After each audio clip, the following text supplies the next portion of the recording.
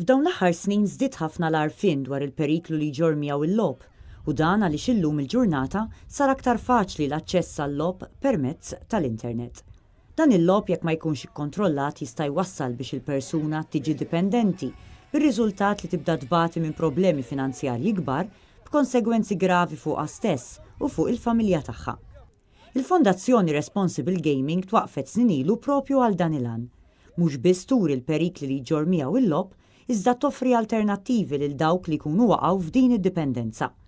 Bħalissa għaddejja kampanja edukattiva fost it-tfal tar-raba' sena tal-iskola primarja. Bħala fondazzjoni niġbru fondi minn gvern, setturi varji tas-soċjetà u permezz ta' daw il-fondi insaħħu r-riċerka, noffru alternattiva l-logħob bħal daw l-attivitajiet, insaħħu il-kampanji edukattivi tagħna, infatti aħna nduru l-iskejjel ta' Malta u għawdex u nżuru l-istudenti ta' raba' sena primarja fejn nagħlmuhom minn età tenera biex iżommu il-bogħod mill-vizzju. Fil-ground tal-futbol tas-Siġġiewi saret ġurnata ta' sport tal-familji biex jitwassal il-messaġġ li l-isport u l-attività fiżika huma alternattiva ideali kif wieħed iqatta' l-ħin liberu tiegħu.